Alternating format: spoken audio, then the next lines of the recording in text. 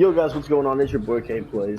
And in today's video, we're going to talk about the top 5 players who are busts right now in the NFL, who have no chance of getting out of the bust stage.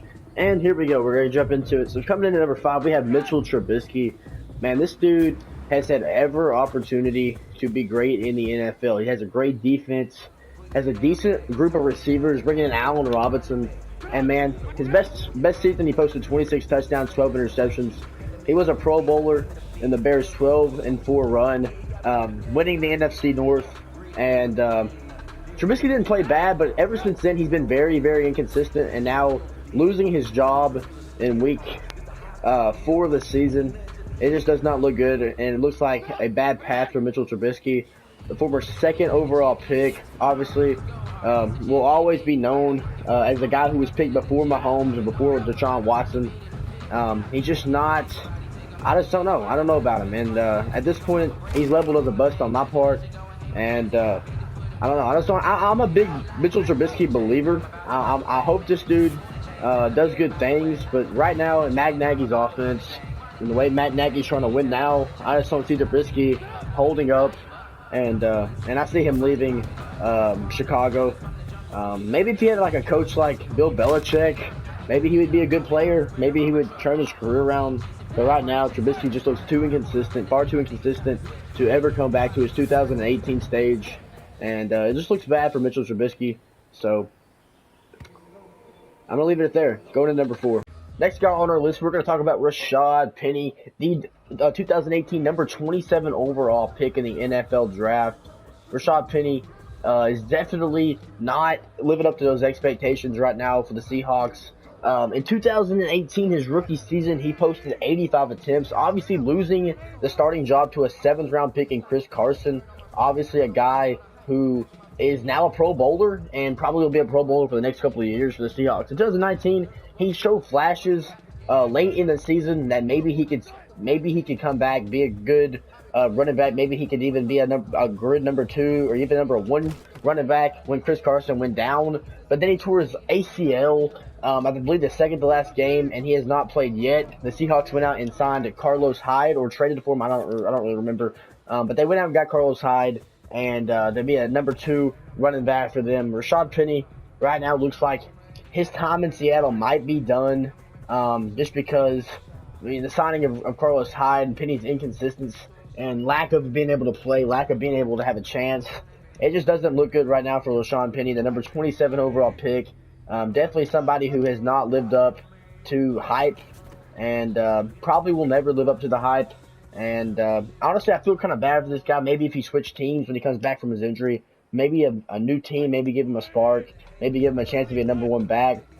Maybe a team like Jacksonville, who is in running back depth need right now, someone like that to give Rashad Penny a chance.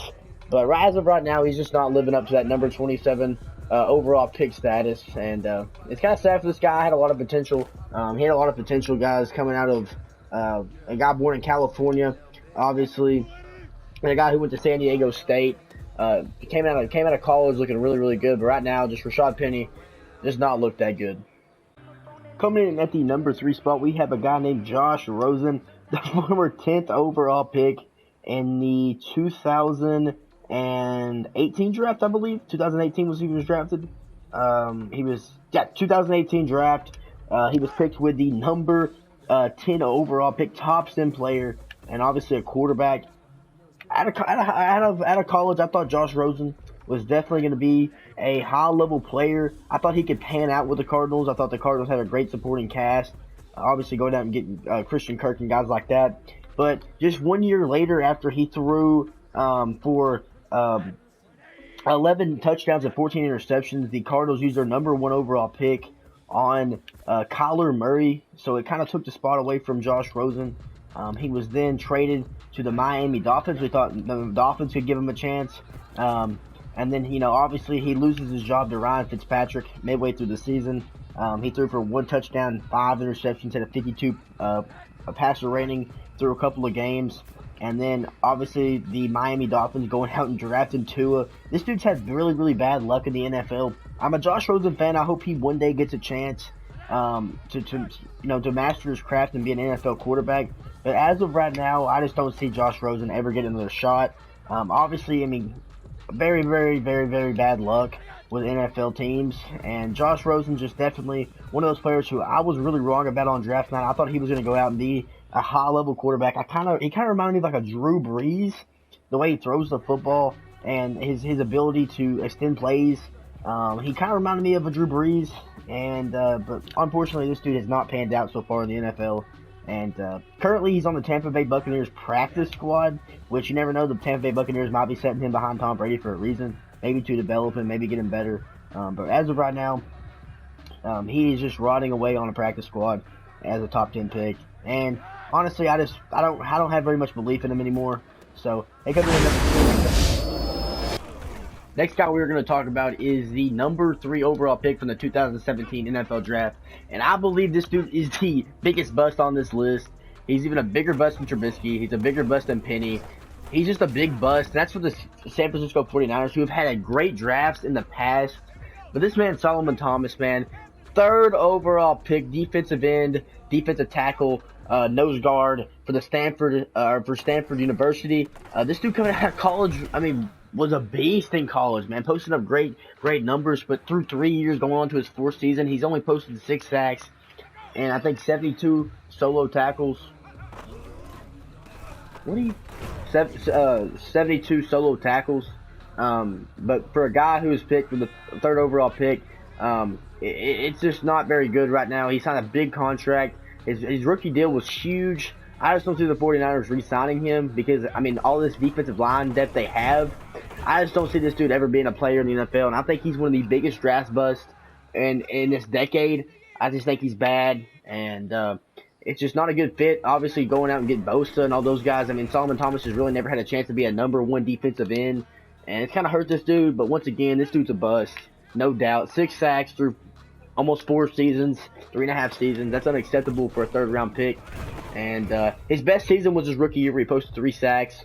But that's still unacceptable for a defensive end who is a rookie and a top 5 pick.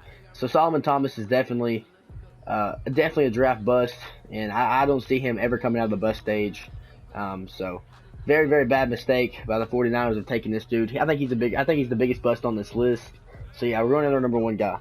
The next guy we're going to talk about is this is our final guy on the list, and this is UCLA Bear. Another UCLA Bear on this list that's Kolton Miller, the big tackle, man, the big tackle. He owns huge size at tackle at 6'9", weighing up 330 pounds. The dude coming out of college was definitely my number 1 rated offensive lineman coming out of the draft. But so far in his short NFL career, as I should say, Kolton Miller just definitely hasn't lived up to expectations. We came in here to anchor the Las Vegas Raiders. At the time, it was Oakland Raiders offensive line, and this man has given up a lot of sacks in his rookie season. The man gave up 10 sacks, 30 quarterback hits, and he also gave up 25 quarterback hurries and 16 quarterback hits, which is absolutely unacceptable. This is probably why Derek Carr has just never played with a great offensive line. But Kolton Miller, at this point in his career, I have high hopes for him. Obviously, his offensive lineman, they actually develop a lot sooner in recent drafts than these skill players do. But Kolton Miller so far just doesn't look like a number 15 overall pick in the 1st round type of player. A kid out of UCLA at 6'9", 330 pounds. He actually expected that night to be in the top 10, fell to number 15, but still that's a terrible pick by the Las Vegas Raiders. And I mean, Kolton Miller just has not looked great so far in his NFL career. That's gonna wrap up the video. I hope y'all give it a like. If y'all are new, make sure you hit the sub button. Yeah, and so I hope you all enjoyed this list. If you have any arguments in the comments, make sure you do comment. I would love to read y'all's comments. But until next time, peace.